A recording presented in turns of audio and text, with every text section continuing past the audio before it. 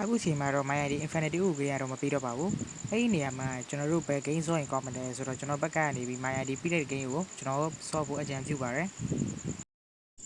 ကဲကျွန်တော်ရှိမှရှိတဲ့ application နဲ့ကျွန်တော်စောက်ဝင်ပြီးဆော့ပြလိုက်ပါမှာနော်ပြီးတဲ့ game ကိုဒီ application ကိုကျွန်တော်တို့ Telegram channel ဖြစ်တဲ့ myda00 မှာသွားပြီး free download ရပါရနော်ကဲအပေါ်မှာကျတော့ကျွန်တော်တို့နာမည်ထည့်မှာအောက်မှာကျတော့ကျွန်တော်တို့ဖုန်းနံပါတ်ထည့်ပေးရပါမယ်နော်ထပ်ပြီးပြီမှာကျွန်တော်တို့စမ်း OTP လို့နှိုက်လိုက်ရင်ကျွန်တော်တို့ရှိမှာ OTP လုံးကျွားလာပါလိမ့်မယ်နော်ကဲကျွန်တော်အပေါ်မှာကျတော့ကျွန်တော်တို့နာမည်တစ်ခုနာမည်အစားပေါ့နော်ကျွန်တော်တစ်လုံးထည့်လိုက်ပါမယ်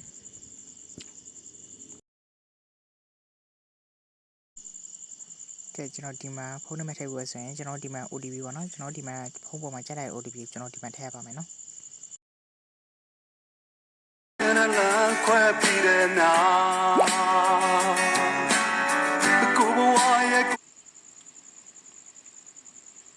ဒီမှာနှိပ်ပြီးကျွန်တော်တို့တရှင်းကိုပိတ်လို့ရပါတယ်နော်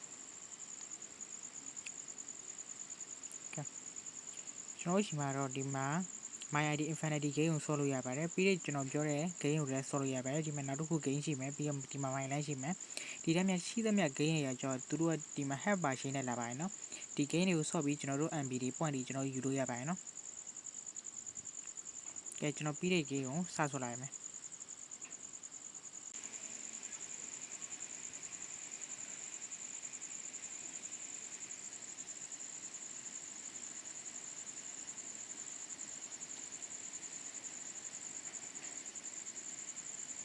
ကဲကျွန်တော်ဒီမှာတော့ login ဝင်ရောက်ပြီးတော့ပါပြီ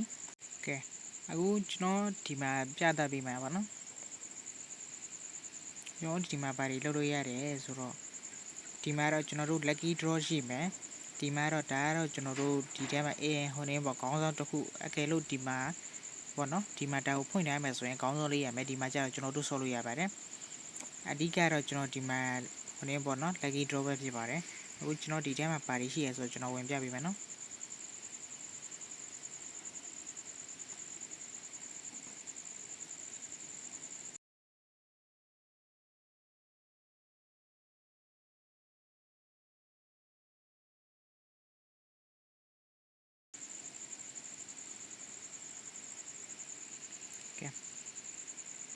မိတ်ဆွေတို့ဒီမှာနိုင်မယ်ဆိုရင်ပေါ့နော်ဒီမှာပေါ့ဟိုနေကျွန်တော်တို့လက်ကျန်ငွေ20လို့မယ်diamond ဆိုရင် diamond 20ပေါ့နော်ကျွန်တော်ဒီမှာ spin တစ်ခေါက်လှည့်လို့ရတယ်ကျွန်တော်ဒီမှာ spin အရင်အများကြီးလှည့်ပြီးသားဆိုတော့ကျွန်တော်ဒီမှာမရတော့တာနော်ဒီမှာကျတော့ကျွန်တော်တို့မြင်နိုင်ပါတယ် MB 1GB ရှိမယ်ကိုပွန်းနေရှိမယ် 50MB ရှိမယ်ဟိုနေ 100MB ရှိမယ်ပေါ့နော်ကျွန်တော်ဒီမှာလှည့်ပြီးလိုက်ကျွန်တော်တို့ MB တွေ point တွေ MB တွေပေါ့နော်ကျွန်တော်ဒီမှာယူလို့ရပါတယ်ပြီးတော့နောက်တစ်ခုကတော့ကျွန်တော်တို့ဒီမှာရှိမယ်နော်ကျွန်တော်ဒီမှာညှာထိုးပြလိုက်မယ်ဒီမှာလှုပ်ရှားမှုနေရာမှာနှိမ့်မဲ့ဆိုရင်တော့ကျွန်တော်ဒီမှာပေါ့နော်ဒီမှာ MB 140ရမယ်ပြီးတော့ကျွန်တော်တို့ဗာရရမလဲဆိုတော့ကျွန်တော်ဒီမှာပေါ့နော်ကျွန်တော်ရှိမှရှိတယ် gold တွေနဲ့ကျွန်တော်ဒီမှာ MB တွေလဲလို့ရပါတယ်နော်ဒီမှာ gold 20k နဲ့ကျွန်တော်ဒီမှာဒီမှာ30ခုရှိတယ်အဲ့ဒါကျွန်တော်တို့ရှိမှဆိုရင်ဒီမှာ 50MB ဒီမှာအဆင်ပြေဆုံးကတော့ကျွန်တော်ဒီမှာ900ပြီပေါ့နော်ဒါကတော့အကောင်းဆုံးပါပဲဒီထဲမှာ185 gold ရှိရမယ်ပြီးတော့ဒီလိုမျိုးဟိုနေပေါ့နော် diamond လို့ပေါ့100ရှိမှဆိုရင်ကျွန်တော်ဒီမှာ900MB လဲပြီးကျွန်တော်သုံးလို့ရပါတယ်ပြီးတော့နောက်တစ်ခုဒီ game ကိုဘယ်လိုဆော့ရမလဲဆိုတော့ဒီလို gold တွေ coin တွေဘယ်လိုစုရမလဲဆိုတော့ကျွန်တော်ဒီဗီဒီယိုထဲမှာအားလုံးကျွန်တော်ရှင်းပြပေးသွားပါမယ်နော်ကျွန်တော်ရှိမှ86 gold ရှိမယ် diamond ကတော့398 diamond ရှိမယ်ဒီမှာ play game ရတော့ရှိမယ်အကြိမ်အတွက်ပေါ့နော်ကျွန်တော်တို့ဆော့လို့ရမယ်အကြိမ်အတွက်ကျွန်တော်ဒီ game ကိုဘယ်ကဆော့ရမလဲဆိုတော့ကျွန်တော်ဒီမှာပြလိုက်မယ်နော်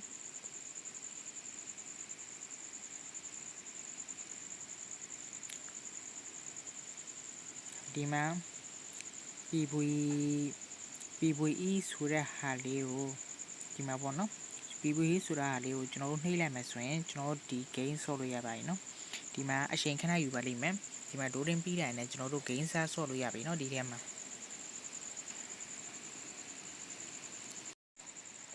ကဲကျွန်တော်ဒီမှာတော့စရောက်လာပါပြီအဲဆိုရင်ဒီမှာကျွန်တော်တို့ continue ကိုနှိပ်လိုက်မယ်နှိပ်လိုက်ပြီးဆိုတာနဲ့ကျွန်တော်ဒီမှာတော့ဆော့ထား level ပါနော်ကျွန်တော်ဒီမှာဆော့ထား level ပါနော် အခုကျွန်တော်ကတော့ level 28ရောက်နေပါပြီเนาะအဲဆိုရင်ကျွန်တော်ဒီ28ကိုနှိပ်လိုက်မယ်ပြီးတော့ကျွန်တော်တို့ဒီမှာပေါ့နော်တိုက်ခိုက်မီဆိုတာကိုကျွန်တော်နှိပ်ပါတိုက်ခိုက်မီဆိုတာကိုနှိပ်လိုက်မယ်အခုကျွန်တော်ဒီမှာပေါ့နော်999အသက်ကျွန်တော် application နဲ့ဝင်တာမို့လို့ကျွန်တော်ဒီမှာအသက်ကတော့ unlimited ပါနော်အကယ်လို့ brother တို့ my id app ကနေပြီးဝင်မယ်ဆိုရင်တော့ဒီလိုမျိုး unlimited အသက်မရပါဘူးအခုဒီလိုမျိုးအနေရောင်လေးဒီလိုမျိုး ship ပေါ်လာပြီဆိုတာနဲ့သူတို့ရှိကိုနှိပ်ပေးလိုက်အောင်မယ်သူကကြတော့သွားပြီးတိုက်လိမ့်မယ်ဒီမှာကျွန်တော် hack application သုံးထားတာမို့လို့ကျွန်တော်ဒီမှာအသက် unlimited ပါနော်အခုဒီမှာစောရဲဆိုရင်ကျွန်တော်က goal ရတယ် HP ရတယ်ဒါကတော့ကျွန်တော်တို့ခုနေပေါ် ship upgrade လုပ်တဲ့ဟာတွေဒီလိုမျိုးပဲကျွန်တော်တို့စွန့်ရင်တာ goal စုမယ် diamond စုပြီးကျွန်တော်တို့ MB တွေ point တွေအပြစ်လဲသုံးလို့ရပါတယ်เนาะဒီမှာကျွန်တော်နောက်တစ်ခေါက်ဆော့ပြလိုက်ပါမယ်အခု enemy တွေတွေ့ရဆိုရင်ကျွန်တော်တို့အဲ့ဒီ enemy ရှိကိုကျွန်တော်တို့ဒီ ship ရအောင်ကျွန်တော်နှိပ်ရပါဒီမှာ enemy ပေါ့เนาะဒီမှာ enemy ဆိုရင်ကျွန်တော်ဒီမှာနှိပ်လိုက်ပါဒီမှာ enemy ဆိုရင်ကျွန်တော်ဒီမှာနှိပ်လိုက်ပါသူက ship ကိုသွားပြီး destroy လုပ်ပါလိမ့်မယ်ဒီ destroy လုပ်တာနဲ့ကျွန်တော်တို့ဒီမှာပေါ့เนาะgold တွေရပါတယ် HP တွေရပါတယ်ဒီ gold တွေနဲ့ကျွန်တော်တို့ MB point လဲသုံးလို့ရပါတယ်ကဲဗီဒီယိုကတော့ဒီလောက်ပါပဲเนาะ